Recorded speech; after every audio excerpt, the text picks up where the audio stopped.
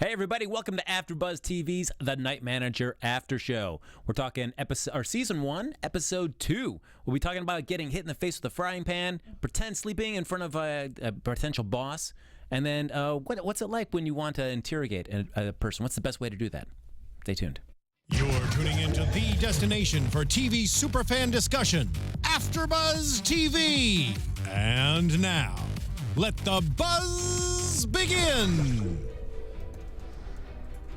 Ooh, look at that. Get that ready with that suspenseful music. theme Yes. music. Whoop, whoop. I think we all agree really cool intro for a show. Yes. Very much so. Excellent, everybody. Welcome to AfterBuzz TV's The Night Manager After Show. We're going to be breaking down episode 2 of this six-episode miniseries event there on AMC. We've got the full panel united. Lacretia Lyon back from assignment. Yes. Yes.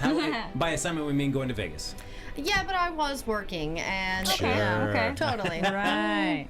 I'm one of your hosts, Frank Moran. You can follow me on Twitter at HappyGoJackie. On to my immediate left, we've got somebody that's been here since episode 1, way back when. Oh, yeah. I know. Man, we go so far back, I can't even remember when we started. Kari Lane, everybody. Thank you. Hey, how's it going? You can find me online at Kari D. Lane. That's Karidlane. And, of course, Lacretia Lyon. Yeah, and if you can spell my name right, it's Lacretilyon. Find me anywhere on the internet, since there is only one. Woo! So now we're going to be breaking down episode 2, but since Lacretia wasn't here last week, I know before the rolled, you had just a little quick thought about episode 1. Yeah, for me, I think I had super high expectations because you've got Tom Hiddleston, Loki, Hugh Laurie, House, like some great actors who played great characters. So to me, I mean, being it's sort of their origin story, it was a little slow, but I was really happy to see that this episode just really went into it. Yeah. Way more sex and violence. We need more of that. Yeah. Well, it's interesting because last week we had we jumped ahead 4 years. We had a nice big time jump with this, and then this one we play around with time as well, kind of fracture the narrative as we're telling it there. A little flashback, extended flashback sequence for this, and we start off there. We start with Jed. Before she was very comfortable just taking a bath in front of everybody, and this we open up her just taking a shower by herself, taking a shower, getting cleaned up, deciding what to wear, getting dressed, and then she gets a phone call. Very wonderfully gratuitous underwear modeling for us, which I was like, those are really cute. Those are pretty. Nice close-up shot, Yeah. But hey. She had to find just the right look, right? Yeah. Exactly. You try on several pairs before you go. And then just wear a robe, and then, I need to put real clothes on. And as much as we talked about last week, just the women just kind of being just accessories to the men, in this episode we start to get a little bit of what makes Jed tick here. I think Jed's undercover. I don't know what kind of undercover. Yeah. Like, I don't know if that means police. I don't know if that means she's having to do it because she's forced to. But I feel she's not there 100% because she wants to be. No. Certainly when as you see her little montage getting prepared, she does take a pill. And I feel like does that just kind of like get her in the mood, make her forget everything that she's really struggling against? Yeah, those are definitely some benzodiazepines or some sort of psychiatric SSRI or something like that. Something to make you realize you're not there, just to escape. Yeah. Because like you say, I don't think she's a willing participant here. Yeah. Now why? I don't know yet. Yeah. But I want to go with undercover. Seems like a good rationale. But clearly, her mom seems to be a huge fan. Oh, so. Yeah. Her mom's such a great cheerleader for her. Yeah. Yes. And we find out that Billy, which I'm assuming is probably a child. I think it's her son. Yeah. Billy doesn't even talk about her anymore. He's just kind of forgetting her. So he's probably a young child. Yes. And I do like the way the mom wraps it up with just, don't forget, you're a dirty little whore. So, what a sweet way to end the conversation. Yeah. She's so loving. Like, all right, and always great talking to you, Mom. No. Yeah, just because her conversation with her mom felt like there's something she wants to be able to tell her and can't. And that would be kind of the epitome of being undercover, of like, I'd want to tell you, but I can't. Yeah, especially since she sets that all up. It's like, remember the deal, I call you, you don't call me. Exactly. And I'm giving you money. So. Yeah. But we find out there is another child in the picture as well. Yes. Yeah. We find out He's Roper's so got a little cute. kid. Yes. Yeah. Little Danny comes running in. Hey, come on out. He seems like a very well-behaved kid. Yes. I know, and he does look like a young little Hugh Laurie. It's so cute with his curly hair. Yes. Very polite young man. Yeah. Yeah, definitely. He's certainly raised right. I mean, if anything, see, Roper is very much manners matter, certainly, for him. Oh, he's British. Yeah, that's true, of course. And so they come out, and Roper is coming back. He's back in town, and they're ready to go out for a nice little evening dinner. Yeah, with friends, co-workers, whatnot. Yeah, take the boat over. Let's go and have a little meal. Because that's what you do every day. Yeah. And it's interesting watching that meal take place, though. I just feel like Roper's always watching, always just looking, especially with Jed. Any of her actions, you can always just see it cuts to him, and he's always just analyzing everything that she's doing. And whether it's like suspicion or just cataloging or just human interest or just like he's just curious about human behavior. Yeah, don't know exactly what his motives are yet. Because he's an observer. Well, creeper too. Yeah. No, because you have to be that aware. He has to be able to read people. He has to know what's going on to be where he is now. Yeah, you can't be running everything that he's doing and not just like, oh, I'm just going to hang out and not pay attention. Didn't notice something, Yeah, and I do like his money man starts hitting on that, starts dancing with the nanny. Yes. Oh, yeah. Man. So it is the nanny, because at first we were talking about that. I'm like, is that the daughter or the nanny? Because the mom was not happy with the dad dancing with the nanny. And at first I'm like, that's the daughter. Why are you being all weird? And then she's on the nanny. I'm like, oh yes, the nanny. Yeah, that's not very brazen of the money man Alexander just to go like, hey, guess what? I'm just gonna dance in front of my wife with the nanny. Sure. Yeah. Okay. And then we see as dinner starts winding down, though, Danny, there's a robbery takes place right there at the restaurant, and Danny gets abducted. And it was interesting. I like some of the shots on there, just like the close up of Roper's eyes as he's just watching, analyzing the whole situation, just so where they kind of like had just by like a really close up shot of his eyes and stuff. Yeah, that was really interesting cinematography for that. Oh yeah. And then Jed was just so invested, probably because of her own sons, probably similarly close age. I would imagine so. Because that's even more why she was so freaking out. Yeah, and just like willing to give herself up. Like, take me instead, take me instead. And they offer everything right there so they could get $100,000 in cash within 15 minutes, but you got to leave the boy. Yeah. And no. We'll be in touch. Yeah. We'll let you know. We'll let you know if that works. Yeah, and so as they go downstairs and they're getting ready to take off, they hear something, and you just see a really cool shot of good old Jonathan Pine, just like in this little crack in the door or whatnot, this little hole right there. And then we do our big time jump. We jump back 6 months ago and find out like how we got to this position that we're in right now. And we see Angela and Jonathan. And then there was the weird shot of the girl being interrogated, and I was like, did we see this scene? Because it does her and then goes into Angela, because that was the one such a interesting place sequence, because then you're like, what? Yeah, what happened there? Yeah. And then, of course, they go on to explain. Then they go back to it. Yes, we have Burr and Pine. They're talking and want to know a little bit about Pine's past. Is Cairo on your CV? He's just a little light cleaning. We can make you just like your own guy. Yeah, a little airbrushing, you'd be completely clean, as they say. And Burr is just. I feel like it was just cool seeing her just like just one step ahead of everything and always just analyzing. She was so what Pine excited. feels. Yes, she's like, you're gonna work. This is gonna be perfect. I can't imagine, because for 10 years she's been chasing Roper, and I mean, when you finally get the idea like this could be it. Yes. Oof. Yeah, I don't know. Yeah, and I love how in her conversation with the other guy, she talked about no half measures, and that's so a Mike line from Better Call Saul and Breaking Bad. So it's like, I love the little AMC tie-in there. And we do find out a little bit more about Pine's father as they go back up into his office and his apartment, I guess, for his cool little Swiss little studio, little one room thing. He starts going through his books and sees like initials from his father inside there, and it's like, Angela, where he just turns it on like, you know what you're doing. Don't pretend you don't know what's going on. Yeah. So we do find out about Pine's father had a little background. He was undercover. Didn't turn out well for him. They had to bury, as he said, they had to bury him in his uniform when they buried him. So So it's not just necessarily just his past that's haunting himself, but then also sort of like a little family legacy as well to live up to. Yeah. So it's I don't know. Lawrence of Arabia. Yeah, daddy issues. It's the theme on every show I'm on, apparently. It's interesting to see, like, she makes that pitch. Are you in? Are you willing to do this? And what I like is that she doesn't soft sell what it's going to be, what it means to be undercover. That's good. You need to be honest and brutally honest about it. Yeah, I don't know. Is that something? If somebody gave you that, could you do it? If I cared enough about what I wanted as the end result, sure.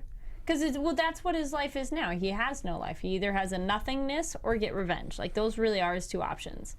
Like, what he's doing with his life. So it's sure, let me just get my revenge. So Yeah, and I think she even pointed out the hotel of nothingness or this. I mean, if I was at that point, sure. Yeah, and I guess, well, the benefit that he has is that he does have all this training. But I think, like anybody else, even if you had to choose between nothingness and revenge, how many people were like if somebody came up to me, I would not be equipped to handle revenge. I probably would settle for nothingness. I would just start binge watching Revenge again, and I think that would work. Like, That would get you motivated. The other thing I was just thinking, semi-pulling like a sexist card, if a girl was going undercover, potentially she wouldn't need to necessarily do much fighting, but she would need to be willing to possibly literally sleep with the enemy, because that would be an easy way for a girl to get into a group. Yeah, that's like very true. if Jed is undercover, like that's the way you would get in. Yeah. No, that's very true. And you know? Let's be honest. that's what Emily Thorne did too. So And Bird's like, there's not going to be a single piece of you that is not going to be used up. And so it's like, I guess you end up sacrifice everything just in the name of getting this. And it's like, when you've sold, quit selling. And then we talk about, as Lacretia was saying, we see Burr back talking to somebody at the River House saying, okay, we got to go, we got a chance, no half measures for this, we got to set it up. And I do like when we see that Pine decides, like, I'm in for this, and shows up at her door. It's like, you're too perfect. You are too perfect. You got to find that half psychopath inside you. He's too polite. Yeah. What a great pep talk in there. Yeah. No, but she's right. Like, you need to have no rules. Roper has no rules. He lives his life without rules. You need to have that too. You need, so he can see you on the same level. Otherwise, he's not. He's definitely going to be like, yeah, you're totally a fake. So it makes sense. And what was interesting is that you have to scare everybody, not just everybody you're seeing, but also me as well. Like, even me as your handler, Yes. I need to be frightened at this whole time that you could be going rogue at any time. You're going to be sympathizing with the enemy. You're going to want to just be on their side. I've got to be fearful that you're going to be able to complete this mission.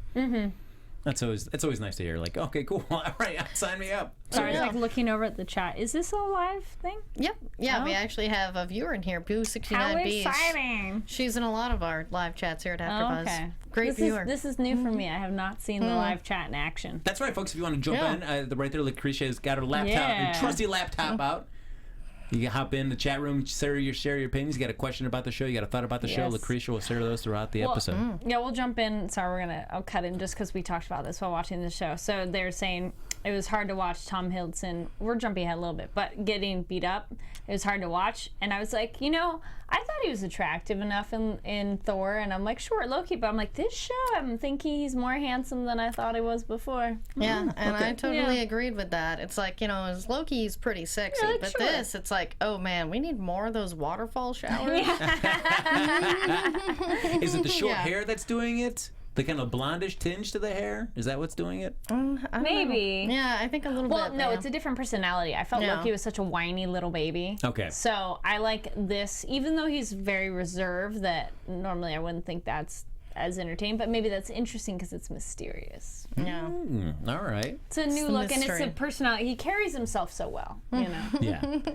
Well, part of that deal is trying to carry himself here in this role is that Burr says we got to set him up. We got to get a great story. We got to get a murder on the books. Yep. Everything like that. We got to set him up. So they go over to Devon, England, and that's where they start laying the seeds for his backstory, his secret identity, so to speak. And he checks into a hotel. Because bad guys use Google too. Yes, checking his Jack Linden right there at a hotel, and that's when we get like the little flash forward of like, hey, we see the woman there that runs that doing the interrogation of the police in the police station.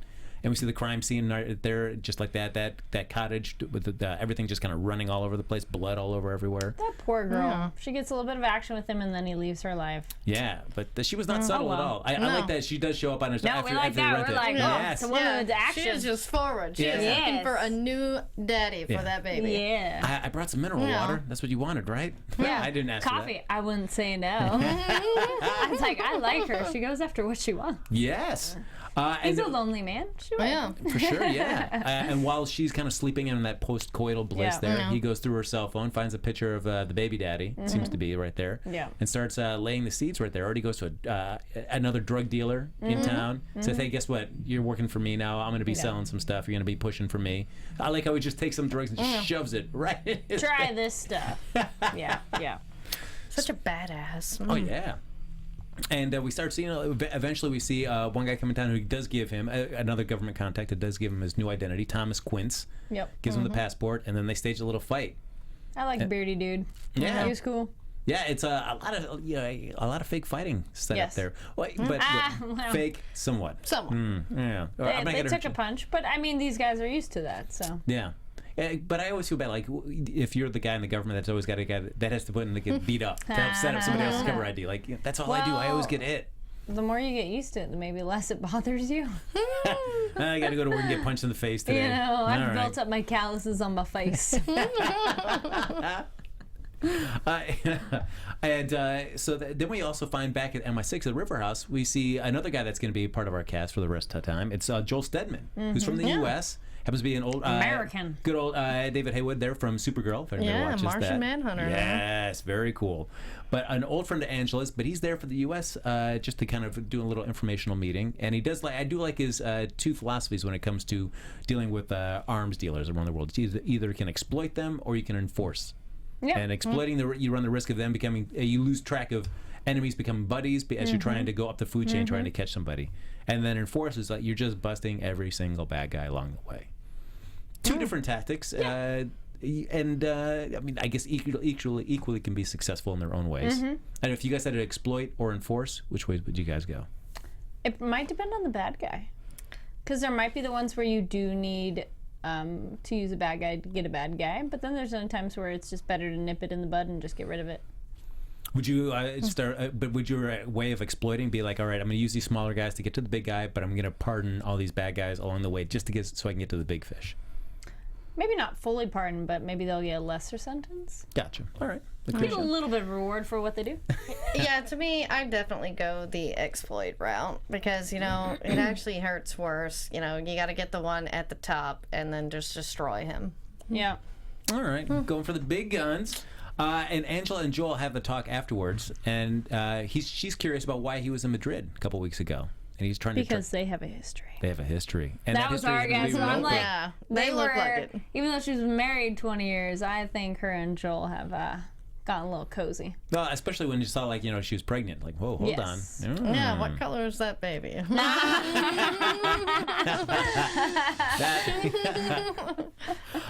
And he says he was trying to get info on Roper. And Angela says, hey, guess what? She's like, coincidence? Yeah. I've got all these phone records there of Corcoran. Check him out. What, you got an inside man? I think I got a guy, and I need your help. I need a money man for this. I need you to help me set up that. I need a friend. Yes. Oh, I was like, I mean, I guess it's got to be tough in the spot. She is alone. Yeah, alone. I mean, she's in her little cold little office space. No real support. Kind of looked down upon by people in River House. Yep. And now's a chance to catch her. Don't trust those mofos at River House. But that Joel, you can trust that guy. Yes. And it's interesting when you see interagency cooperation, certainly like CIA, MI6. Just sometimes it seems like people are always working at cross purposes, even though they have maybe the same objective. They're both going there for different reasons, and you find out is somebody gonna backstab the other one at the key moment so they can come out ahead. But it seems like Joel's above board. I feel like him and Angela, they've got a long enough history that they're actually going to work together on this. Yeah, I think they have the same end goal, so they'll do what they need to do. Yeah. And then we see, as we set it all up, we get a girl from the hotel. She comes in the next morning after the big fight that's been staged between Tom and Passport Guy. Passport punch in the face guy. and says, hey, have you heard the name of Jonathan Pine? Have you heard all these? Has he told you anything about being from Switzerland, working there? Does he tell you anything about his previous life? And so, I guess that's a good way just to get that kind of confession on record. So that way, when people do research on it, I wonder who would look into his past at all. Yeah, we'll see. I Google people here, so of course anyone would Google. Interesting. I mean, people here at AfterBuzz, you've been Googling them up? Yeah. I've met people and Googled them as soon as after I met them. Yeah, Really? whenever I meet people, Or I always before I Google. meet them too. Be like, let's see what your photos are like, or let's see what's out there. Yeah, or we're listed It's to just work so with people. easy. Yeah, it's like, oh, who are these people? Yeah, happens to me all the time. Research. You never know. It's called research. It's not stalking. No, Yeah. there you go. Yeah. Just curiosity. Yes. Very true. And then we cut over to Mallorca, and we see Pine sailing in, and then we come back to the present day with Pine watching, and we find out that this whole robbery was another elaborate setup. Yeah. I was actually hoping he was a real good snipe shooter kind of shot and could just shoot the two guys, but then you're like, oh, they're agents. Just kidding. Well, that still would have been cool. Yeah. I mean, that's what I do when I play Call of Duty. That's why no one likes me. Yeah. And we see that Pine kind of goes off the reservation at this moment because it's supposed to be just like, hey, a little gentle beatdown, maybe. Yeah. But it makes sense though. He's like, it needs to look real. Yeah, But you got to. I agree with the chat room of they did beat him up a bit much. Man, that guy There's just looks real, and then there's like they beat the shit out of him. yeah. You could tell that the second agent was not too keen about Pine breaking his buddy's arms. It's like, all right, grabs the frying pan after Danny leaves the room and says, all right, you want to look real? All right, it's gonna look real, and just starts wailing on him. That's a crime against humanity, because as 69B says, Tom Hiddleston looks like Prince Charming. And then we see Danny, the agents take off. We got Roper coming down, finding his son right there, and then they see, of course, we've got Pine just laid out there, all bloodied and beaten up there in his little sous chef costume. No police. Yeah. No police. This is Thomas Quinn. Wait, no, it's not. Hold on, I recognize it. Hey, you're Jonathan Pine. Yeah, I'm really curious to see how this next episode will be, where he explains it, because it's one of those. He's not going to forget who you are. Yeah. Now you just got to make up a good story of why the two names and why are you following him. Because he's going to feel like you're following me. Yeah, this is the second time you've seen him. He's a really totally important different guy. country. Yeah. Yeah. Yeah, I mean, I feel like part of that explanation is that he has to know who Roper is, or at least has some suspicion about that and wants to be closer to that. Because I don't know how you could You can otherwise. make that a good lie. You can Yeah. be like, I admire your work and I want to be part of the operation or something. But we'll find out in the next episode. Because I would think, because it's interesting to see what Roper's standing is. Certainly, he's in front of the UN. He's doing all these things that you see on YouTube, all these videos. But, I wonder, like, how widely known it is that he's a potential arms dealer. I don't know if he also... If Like that part in of the him, crime Yeah. community. Yes, like if that's... He's probably pretty well known. Yeah, He's probably pretty well known. Yeah, there's probably some crime version of Google, Yeah. where you just like search, all right, Yes. Sonny Corinthos, Yes. Richard Roper. Oh, They're in there. Yeah. And then we see that Corky calls the hospital, Corcoran, Corky, as Roper calls him. And then we get Angela and Joel. They're listening in on this. And they see when that call comes in. It's like, after Joel says, like, what happened to your guy? He went off, he went off the rails. What's going on? And I thought we would see Angela at least kind of smile through herself, thinking like, all right, he's in. But even she has that worried look on her face. I'm like, you told him that he would have to scare you too. So what are you worried about? That's what he This is did. true. Yeah. She did exactly what they wanted. Yeah. And so finding out that he's still alive, going to the hospital. And I do like her. She's like, he's crossed the bridge and now we have to burn it. Yeah. Yeah. Go put out Ominous. warrants and arrest stuff. Yeah, just for him. ruin the Yeah. guy. Yeah. I guess, and part of the deal You is have that to make it real. yeah, if he goes through with this, he's going to get a new ID. Yeah, he's that gonna won't set matter. up. Yeah. So burn Jonathan Pine down to the ground. Yep. Why not? Yeah, You're screw not going to be that. on. Yes. Well, it is a tree, so.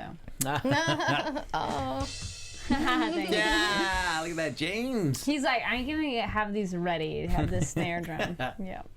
And then we see Roper waking up, and as he's kind of hazily coming to, we see maybe his first slip up that he does, because Jed's talking to him and says, hey, do you want us to call anybody? You mentioned the name Sophia as you're kind of waking up. So I don't know. Sorry, I thought you said Roper waking up. And I'm sorry, I'm Pine waking up. Yes. Well, yes, Pine waking up. So yeah, it is. Oh, yes, he calls out Sophia. Yeah. So I don't know if that's going to be a potential thing that might pop up and come bite him in the butt later on. I don't know. I mean, he could play it off as a coincidence from the woman who was at the Cairo Hotel, because, Sophia's not an absolutely obscure name. it's You not could like just be Lacretia. it's somebody he loved a long time ago. Yeah. Not very true. And depending on what her story is, Yeah. she may not want to reveal that information, at least to That's Roper, true. but to say to Yeah. Pine, like, hey, I know you're not completely who Yeah. you say you are. I don't think Jed would harass him. No, and then we get Danny, young Danny, reading to him. No, so sweet. Look at that. Yeah. Such a nice child. Yeah. Yeah. Reading to the hurt man who saved his life. Yeah, but then all that comes crashing down there when Corcoran comes in and says, "Hey."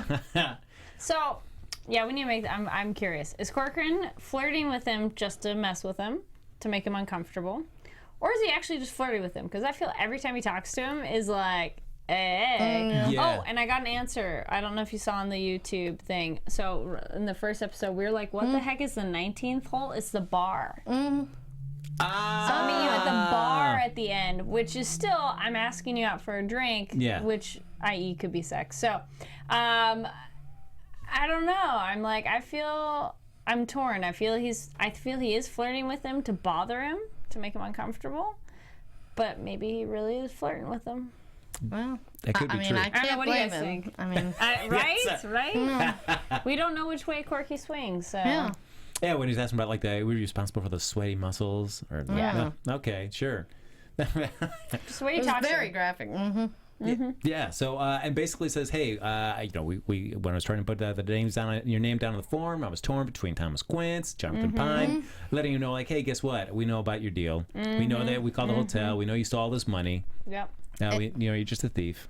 Yeah, I love how he's like, I just settled on Mordecai Phillips. Like, that's the name that came to mind. Like, just a fake name. I know, what a Mordecai random Phillips. name. Yep.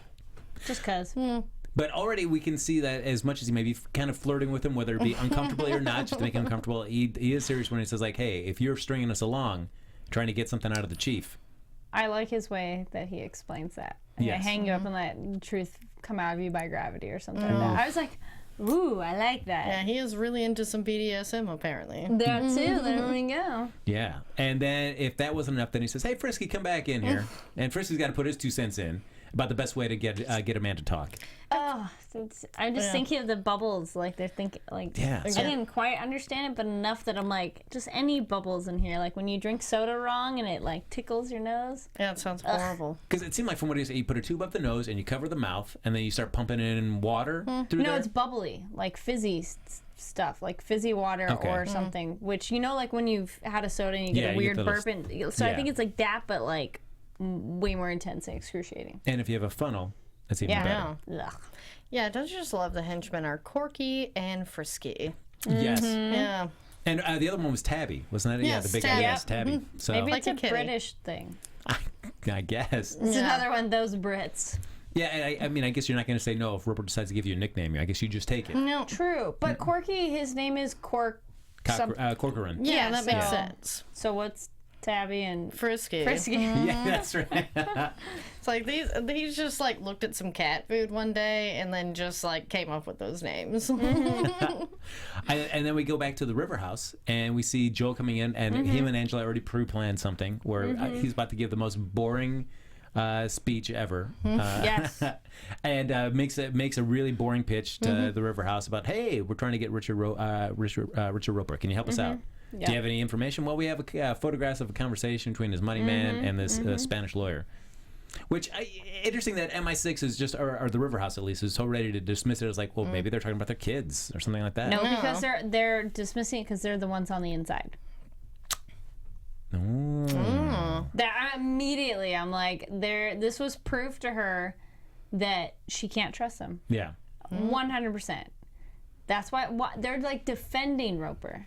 That's true, yeah. You don't want to, yeah. Because you could have said the same thing that the guy said of like, oh, they could just be talking about kids, and say it in a way that goes, we can't use this. No. In terms of it's not hard evidence. Yeah. Not well, they could just talk about their kids. He could have been like, we can't use this yet. It's not strong enough evidence. But that's not the tone he used. So No, I He don't was very trust him. dismissive. He Yeah. wasn't, I mean, basically that whole thing was, yeah. I mean, she's been chasing him for 10 years. Oh, and their meager operations. Yes. Oh, jerk. Burn. Yeah. Ugh. And I do like Joel and her conversation afterwards. Like, and even Joel's like, "How can you stand doing this? Yeah. working with these knuckleheads." A-holes. Yeah, there you go. Yes, and right, because Angela's just like, we got to keep no records of this at all. We can't let River House even get wind of This this. was proof for her, and she's like, oh, good, glad I tested that out.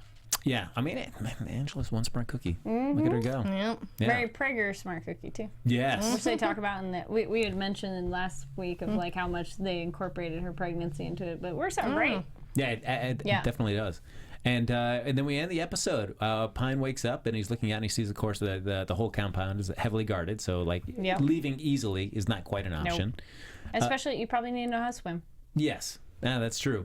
You know, and it was interesting. I do like how Pine is just at least playing it, but he just wants to go. He doesn't want any no involvement. I mean, I think that's a smart way to play it, as opposed to like, I can't wait to talk to Roper. Yeah, let's just talk and let's chat.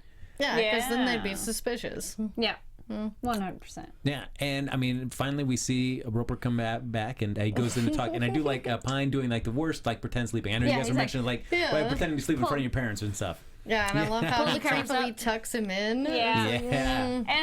And Roper talking to him, I'm like, all right, I do talk aloud more than your average person probably, but how convenient for Roper to talk aloud to him of like, well, you know, when you wake up we're gonna find out. And I'm like, well, maybe it seems less cheesy in a book too, like this is what's said, but it somehow seemed like how convenient for our protagonist to hear what our bad guy wants to tell him. That's true, because I would think if I was sitting next to somebody's bed, would I say anything out loud? Probably not. Yeah. I'd be like, oh, well, so in my head I'd be thinking, oh, well, I guess I'll talk to you tomorrow. Yeah. I'm not gonna be, I guess I'll talk to you tomorrow. Okay, now I'll leave. Yeah, probably not. I mean, yeah. I talk out loud to my dogs, and then I know I've said out loud to myself, but I don't know if I've said stuff to like someone who's asleep. Yeah. Though I don't think I'm around that many people sleeping. I'm like, let me say something too. Yeah. Well, so I mean, so that brings us to the end of episode 2, and so far for these first 2 episodes at least, it's been very little interaction between Pine and Roper. We had a little bit of setup from last episode when they meet in the Swiss hotel, and then for this, it's just this brief one little blip at the interaction at the end. So well, we've got technically that when he's beaten, almost unconscious. Yeah, and no, don't go. You recognize him. No, please. No. So I mean, that is it. I mean, it's and of course we're talking about like a kind of fractured narrative, the way they're kind of been telling it there. So far, I mean, we've got 4 episodes left, which I guess at this point we're going to be heavily focused on the Roper Pine relationship on this. Yes. But so far, are you as pleased with this setup? Do you like the way you feel it's too slow? Do you want to see them more getting into everything right now? Or are you like, all right, they've really set a good kind of foundation for the next 4 episodes are going to take us? Yeah, to me, this episode really ramped it up. I think, the pacing on this one was much better. And yeah, I get the first episode, they're trying to lay everything out. So it wasn't like a huge gripe. It was just like, oh, more sex and violence? All right, problem solved. Yeah, I think this one definitely picked up the pace, and I really enjoyed it. I mean, I did like the first one. I was okay with the slower pace because they have to lay all this groundwork. And I do enjoy the fractured timeline because then it's kind of interesting, keeps you guessing of like, ooh, what's going on? Where are things going? And yeah, just so much more action in this episode, which was fun to watch. And I think you have to kind of lay out all these pieces. Otherwise, if we jumped into things, I think a lot of stuff wouldn't make sense later. So it's like they have to lay out all these, breadcrumbs so we can find our way back. Like it's, you won't be able to follow or their motives. You'd just be like, well, why? We don't understand why they're doing these things. But now it's like, oh, okay, we have their backstory. We have this, we have that. Even just with Roper, it's like how much he cares about his son and his relationship with Jed, and then we know a little bit about her. So it's like we need all these little seeds planted. Yeah, I'm curious to find out how long Jed has been with Roper. Yes, that is actually a really good question. Yeah, because I mean, certainly she has as we would discuss, we think her son Billy is around that same age as Danny, but be curious to see like how long she has been around with Danny to kind of get that really strong attachment, or how much of it is just doing that association with like, oh, that could be my son. All right, shall we make guesses? Oh, I'll go 2 years. 2 years, all right.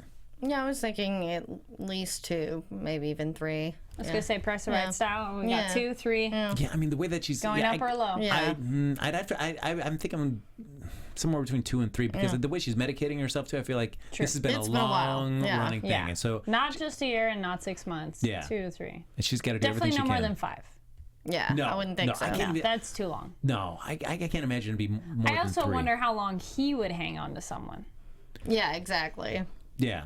I mean, we don't know his relationship with women too much, but still, I don't know how, with his kind of lifestyle, how long women stick around. Yeah. And it is interesting. alive. Yeah, too. alive. Yeah. For sure. It's a dangerous job. Ah! We're full of those Yeah. tonight. Ha ha ha. Because we see when we first see Danny and Roper interacting at the beginning, and he's at the meal when they go off to dance together, Jed and Danny. Roper stops and is like, "Oh, you drink my champagne, you steal my woman." That was Yeah, that so was cute. cute. Yeah, I couldn't be That more was proud adorable. of you. Yeah. Yeah. Yeah. So with that, I'm like, oh, maybe Jed hasn't been around that long, because it seems like Yeah. a kind of like a comment that I don't know. And then how often does his child hang out with him too? With his crazy lifestyle. Yeah. And who's the mom? Where is the mom? Yeah. Because is the kid going between both? Is the mom alive? I bet you the mom's not Yeah, I alive. bet you Sue's dead. Okay. Yeah. Yeah. So, and then he's also an age that he could be off probably at a boarding school too. Yeah, That's how often, how frequently or not he's with his father. Very It's true. another good question. There we Yeah. go. There's backstory, things that we don't know about. We need Danny backstory. Now, because the one thing we've seen with Roper, of course, on the first episode, hearing about how terrible of a person he is, but we've not seen anything on screen showing No. how terrible he is. And so I'm just waiting. How long do you think we have 4 episodes left? How far before we see that moment where you're like, holy cow, this guy is really Wait, a out of horrible 6? monster? Yeah, so we have 4 episodes left. So next episode, are we going to see a turning point where we say, like, oh, this guy is a monster? Definitely either the next one or the one Yeah, after. 3 or 4. Because to me, this episode almost set up like, hey, Roper isn't that bad. Yeah. Like, Yeah. it was He's very alright. sympathetic, with the Jed and his kid. Yeah, it's hard Yeah. to hate him. Yeah. Maybe a small bit in 3 and a big thing in 4. Yeah. Like a small thing, but enough of a whoa will be in 3. And then the big, like, oh my God, WTF will be in 4. That seems like a good call, because then you probably need 5 to kind of set up what Yeah. the finale is going to be, and then 6 to bring everything to a resolution. Do we also know, do we know that this series, it is going to be nicely wrapped up at 6? Or is this a book where there was like another part? There are multiple novels in this, but yes. But they said that they only were going to do this one. And supposedly Okay. they said, like, we're not going to do any other ones after this. But I'm sure, it's been so critically received. I can't see if they said, come on, Tom, Hugh. Do a part 2. Yeah, the ratings were like the best opening ever for AMC. Wow. Yeah. Woo. And Boo 69B's weighed in. Maybe episode 4. Yep. All right. And Boo. then also says 2.5 years for Jed. Oh, All right, so- That's a good deal. All right. We'll find out probably. Yeah. I don't know. That may or may not get revealed, because I think the only time that will probably come out is either she says something, which would be kind of weird for her to be like, I've been doing this for this long or something, or it will be her confiding in Pine at some point. There we go. With Yeah. Pine having other names, what are we going to call him long term? Are we just going to stick with Pine because it's like... Yeah, because I assume everybody, they're going to refer to him as Pine, because I think like Quince and Lyndon, those are aliases, and I feel Yeah. like Pine would be his core identity. That's how they know him. Yeah. Yeah. Yes. Probably. I would think so. Because I feel like he would also call him Pine, because he feels like, yeah, I know it just That's isn't how what- I met you. That's Yeah. how I know you. Yeah. Oh, exciting! I mean, I guess it's tough to do predictions on a series that's already aired in the UK, and all the Yeah. spoilers are right. No, I have. You have a prediction? No, Oh, no, all right. no, not predictions. But I have not seen any spoiler stuff. I even No. turned it off as soon as it started doing things for next time. I was like, man, we're taking the headphones off. You don't even trailer for next week. That's too much Yeah, of a I turned spoiler that for off. you. I was like, wow. no. I decided not to watch it. I've watched them before for other shows, and this one I was like, no, let's leave it. All right. Makes it a little easier to do predictions in a way, because then you're not led into it. But then again, some shows, it depends what they show you, because other ones they show you enough where you're like, ooh, I have a prediction now, because they don't show you too much. Yeah. So I don't know, unless you guys have stuff we could get. Well, we could do like just because I know James is dying to play that prediction Oh, music. yeah. Your AfterBuzz TV prediction. You know his fingers No right lights? at that button. I gave you the little one because you guys were talking like this is little prediction. Oh, these are little predictions. Well, the other Are we thing, going for the gusto? do it. Let's do the gusto. Oh, wow. Well, the other way to look at it too, which I found works well, especially a show like this, is maybe more your speculations of what you would like to happen. So maybe not what you like predictions, but you go, I would hope it goes this way. I hope we see more of this. Which I find that a little easier in a way. I'm going to throw one out for Lacretia and just say there's going to be a lot of just shirtless scenes of Tom Hiddleston. Fantastic. Yeah, I think we can all agree that is just totally necessary. Like, Yes. is there a waterfall there? Like the waterfall showers, more of those. You know, there's lots of water. Maybe he can go skinny dipping. Yeah, exactly. Two thumbs up there. Well, I don't know. What would be cool? I really want to see Richie Roper go nuts. Like, I want to see the deepest, darkest. They're talking about him being such a bad guy. I want to see that on screen because I want to see how Hugh Laurie pulls it off. I agree. That'd be fantastic. I think that'd be fun to see him crazy. Because, in House, yes, he has some anger stuff, but not quite the same. But I'm curious to see, is he going to be a physically violent man or just like with a firearm? Is he going to take, are you going to see him like clubbing a guy to death, or is he going to just shoot a guy? Yes. Shoot a guy? No, not shooting. He's a clubber. He's a clubbering kind of guy. Yeah, I think Clubbing he's physical. / throwing things. Like violent in a space. Because I feel he is so up close and personal with some stuff that just to shoot would be too detached for him. Okay. Though he could do an up close shot and be brutal just the same. Like a point blank kind of thing.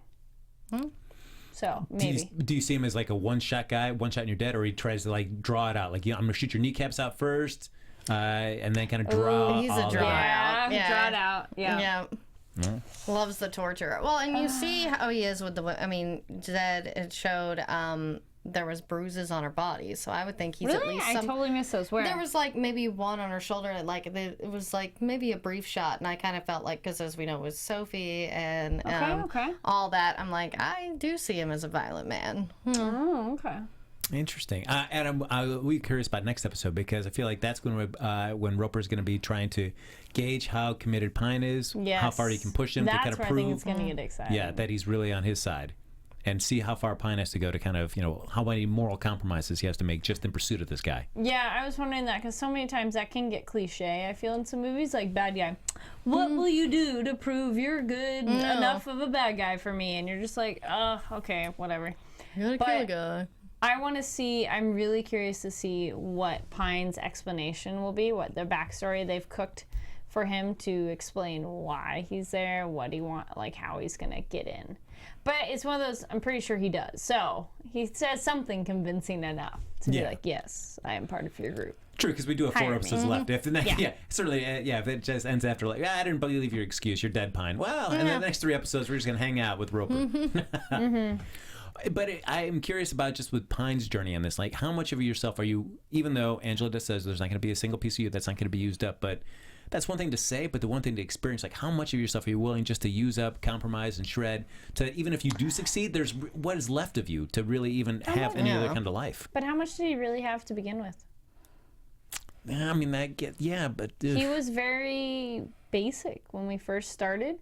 As the night manager at that hotel in Cairo, like he's not a super unique individual that cares that much about himself. So this is probably perfect fit for him. Yeah. Yeah, but could you go through all this stuff? Like, say you're in Pine's position, and you have to do all this stuff that just morally compromises you along the way to the end. To then, could you actually just enjoy any semblance of life, even after you catch him and move on to with a new identity and a new name? Can you just let all that go? Pills. He hasn't done anything yet that's moral compromising, because like he beat up the druggy people, so he doesn't care. Yeah. It's when he's gonna people. have to beat up like innocent people or good people that might make him go and make him like struggle. Yeah. Until that point, I think he has no problem beating up and killing bad guys.